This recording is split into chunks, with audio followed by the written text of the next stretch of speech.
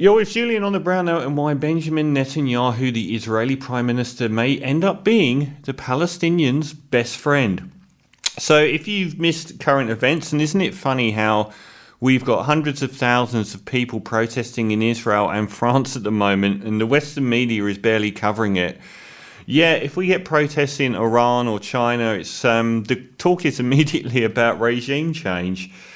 I should have done the French one. That's absolutely kicking off. But this is a recap on what's happened.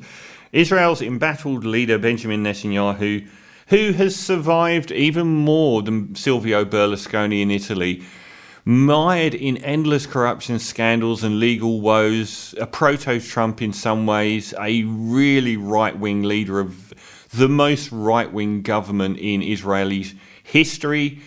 And they're currently really amping up their pariah status due to a huge push even further to the right, reopening settlements in the Palestinian occupied territories that they had sworn off going into, allowing villages to be razed to the ground.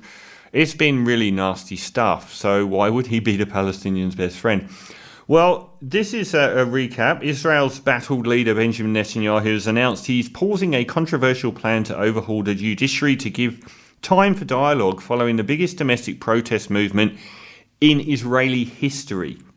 The Prime Minister has been under pressure for weeks from far-right figures in his governing coalition to push ahead with the bill, whilst critics say it will create a system where governments rule unchallenged. The decision to delay only postpones the issue for several weeks. It's not clear if the protests will end.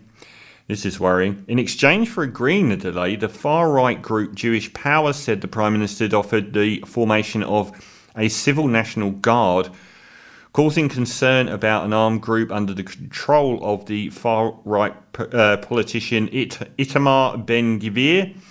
Does any of this remind you of a particular point in history? It does me.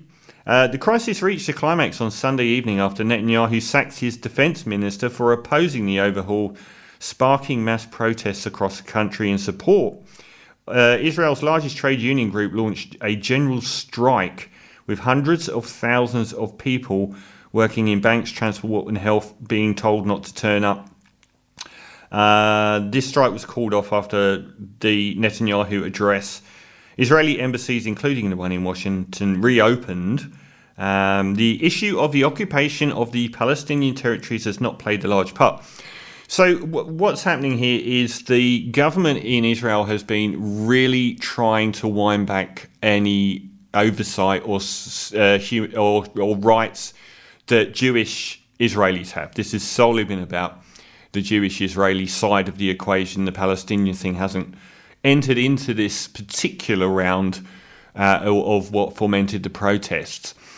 But what they're doing is every democracy has a Supreme Court.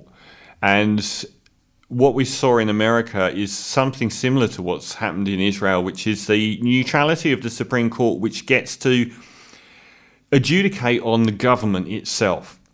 So no one's above the Supreme Court. They sit above government. And they pass judgment on massive rulings, including what the government does. And they're sacrosanct. And we're seeing the politicization of it by the Republican Party in America completely undermine that whole process. We've seen them actually go after Roe versus Wade with a group of new appointees to the Supreme Court in America that lied. I don't understand how it isn't the biggest lie you can tell, being a Supreme Court judge and lying to the public of America, saying that you had no intention to remove Roe versus Wade, and they did it. I don't understand how that isn't an atrocious thing.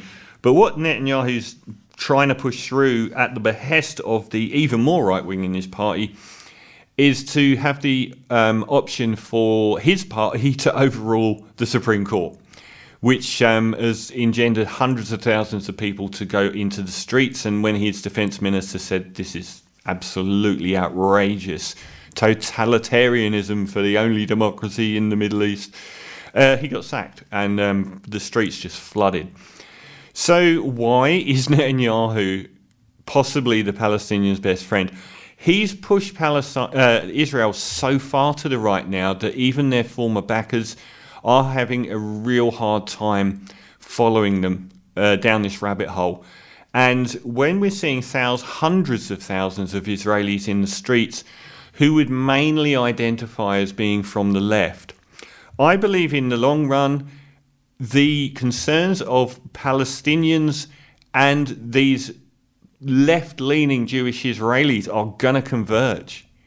He is pushing it so far that he is giving an enormous amount of prospect of a mass protest movement in Israel from Jewish Israelis actually dovetailing with the Palestinian human rights issue, where a lot of international supporters of Israel are really now struggling to actually get him on board. He just went to the UK, Benjamin Netanyahu.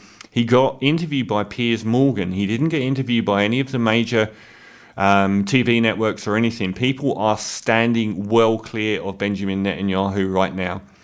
He's become, he's been an international pariah for a long time, but we've seen the olive branch extended to him on international visits a lot more than he gets now.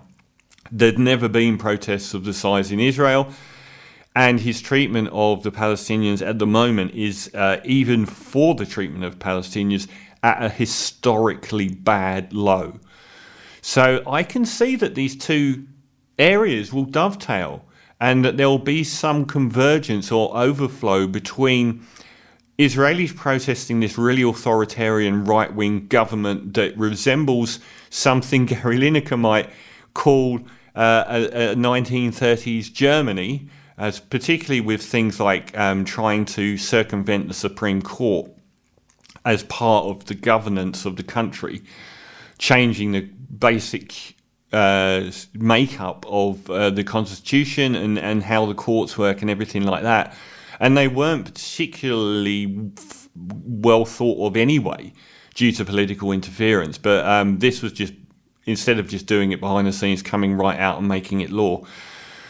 I think there will be so many people that are angry at this incredibly right-wing government. The fact that on the international stage, Israel's stock has never been lower. And a lot of Jewish people, the Jewish diaspora throughout the world, are increasingly sick of having to wear Netanyahu's intensely right-wing, barbarically right-wing government. So I think in the long run, he might end up being the person that tips over public opinion inside Israel towards the Palestinian cause. I guess we'll see.